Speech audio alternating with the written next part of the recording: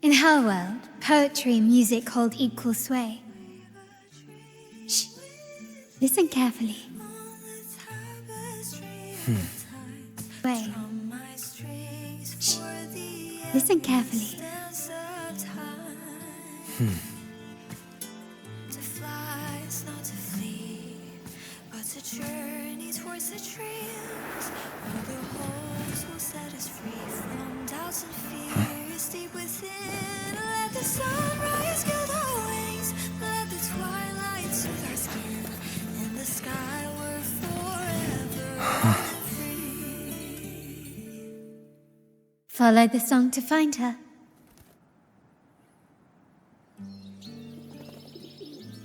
Rover! Carlotta! It's been too long.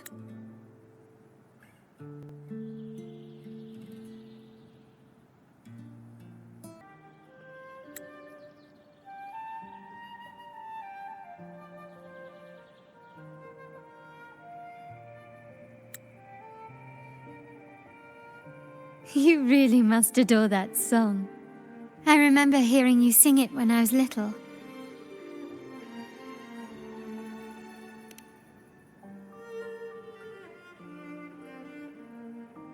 When I was a child, whenever I passed by Ciaccona's house, I'd always hear music drifting from the courtyard. Lively, spirited, and so full of emotion. I remember it well. Those two guards of yours were like giants from Septimont. Easily 200 pounds of pure muscle.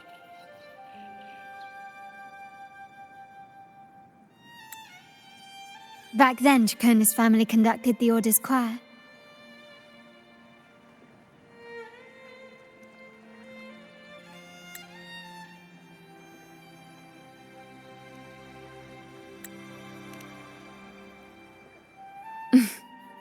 How should I put it? Well, as they say, families are always rising and falling.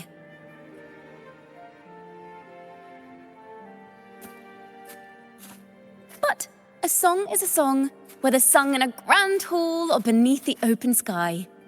As for family matters, let the past stay where it belongs. Anyway, the two of you came in such a hurry. I suppose you're not here to take in the music?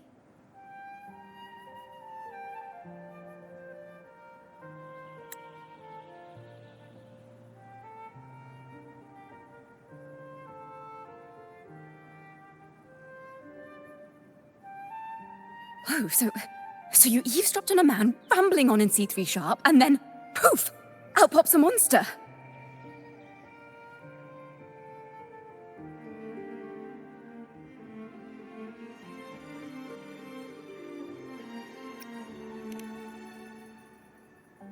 Let me see. It should sound something like this. About that, Sharp Rover.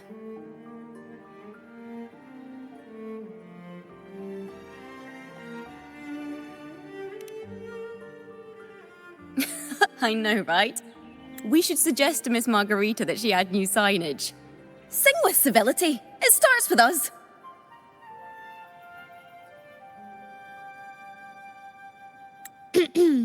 Can we discuss restaurant etiquette later? Of course.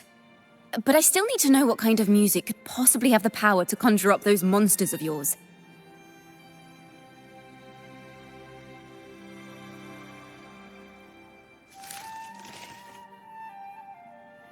The Golden Anthem. That name should never be spoken. They're criminals. To conspire with them is to risk banishment at sea. Or worse.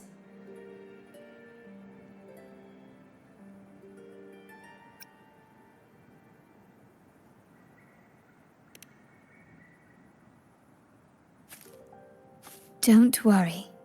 This won't be the first time we've crossed paths with the Order.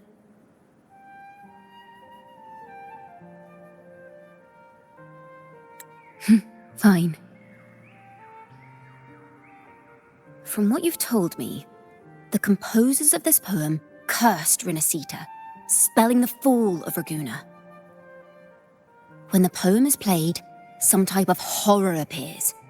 If I understand correctly, that's what attacked you and Carlotta.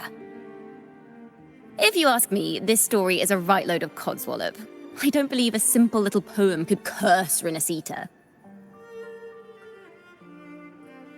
Then you... We need to get to the heart of this poem and music mystery. Let me join you. I can't resist a good adventure.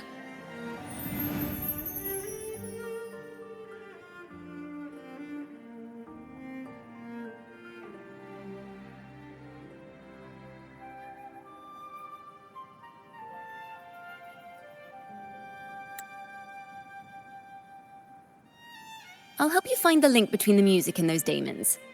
But in return, I want you to hand these pages to me for safekeeping.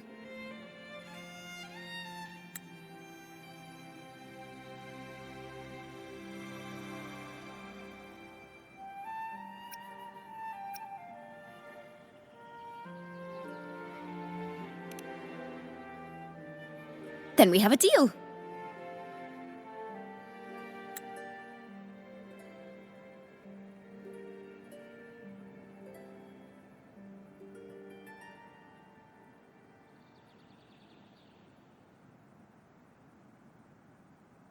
Since you believe this music summons them, how about we test it for ourselves? I've already memorized the sheet music. It's risky, but there's no surer way to find out. Wouldn't you agree, Rover?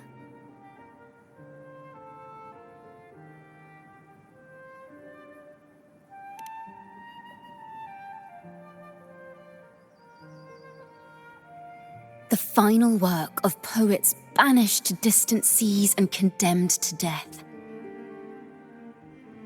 What, I wonder, did the verses forged in flames truly sing of?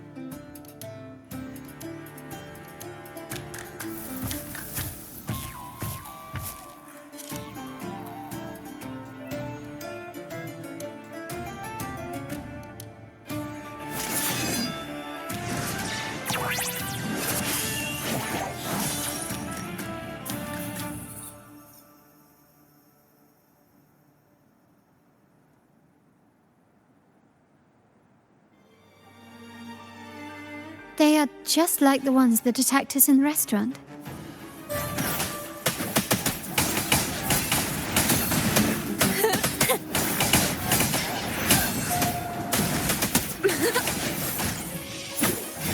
Polyphony!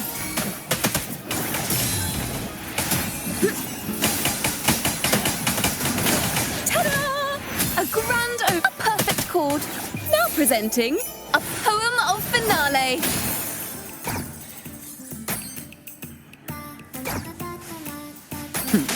No contest. All yours. I can spare a minute to knock some heads around. Come at me. Don't stand in my way!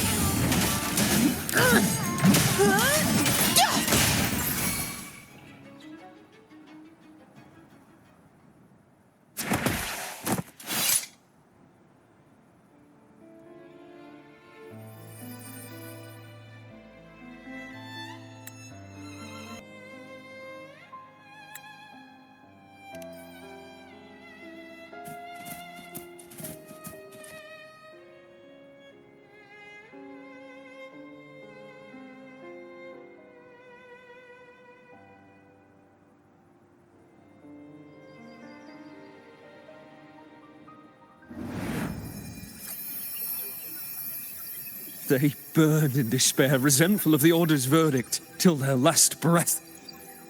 Their last work is nothing but a curse upon us all. With our bodies to fuel the fire, the ensuing furnace shall forge Raguna's true gold. Is it saying Raguna will burn to the ground?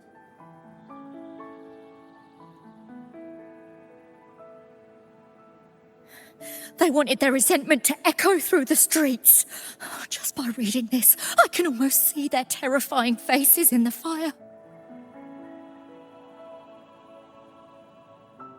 These voices.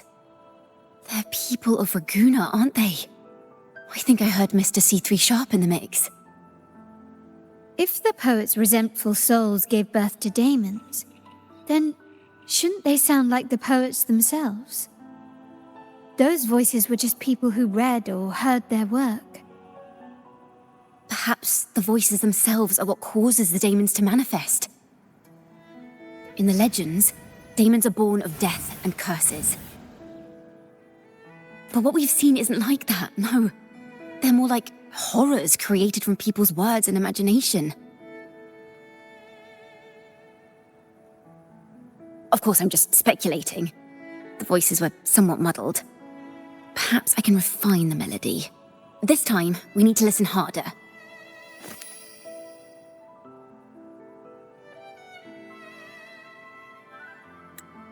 Let's find out what the true story really is.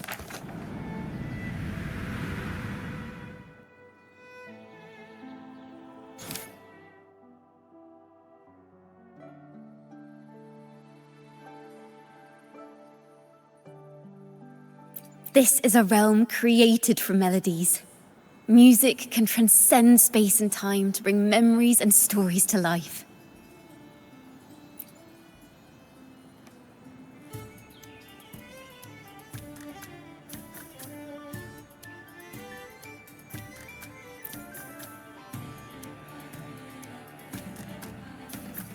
No. Normally, you can't perceive the frequencies in a melody. But that manuscript lets you see the world as I do. That part with the daemons should be right here. They burn in despair, resentful of the Order's verdict, till their last breath. Their last work is nothing but a curse upon us all. It's the same as what we heard before. But now I see something. A balance scale with a crowd of people standing on one of the pans. What are they weighing?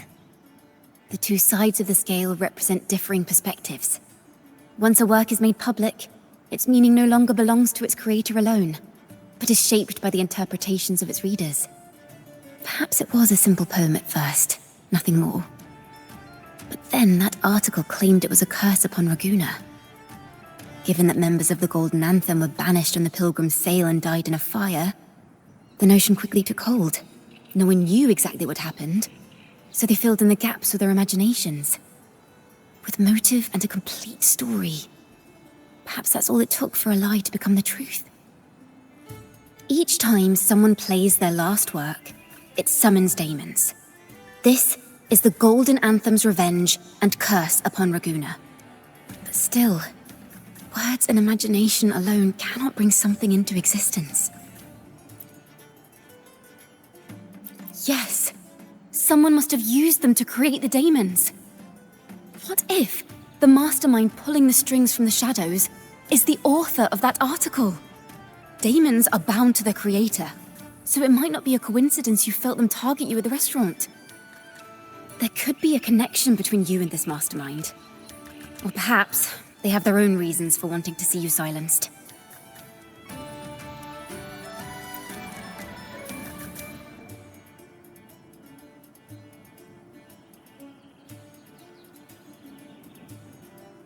Imagination knows no bounds. If left unchecked, such incidents will only increase. For resonators, dealing with them isn't much of a challenge. But for ordinary folk, it's enough to spark panic across the city. Finding the one pulling the strings should be our priority.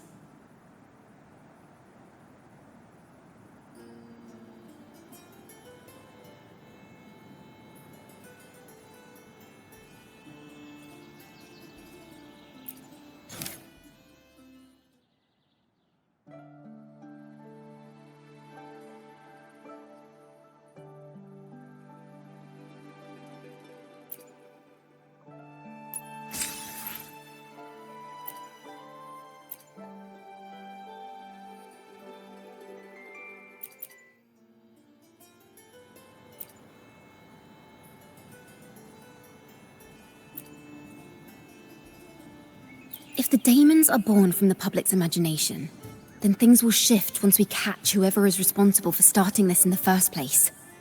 This mastermind has gone to great lengths to twist the facts, stirring fear and turning it into resentment. It may be an attempt to cover up certain stories about the Poet Society. He must be tied to them somehow.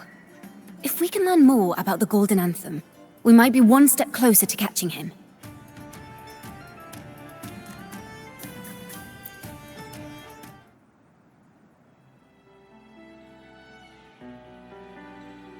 Music and poetry are born from kindness and hope.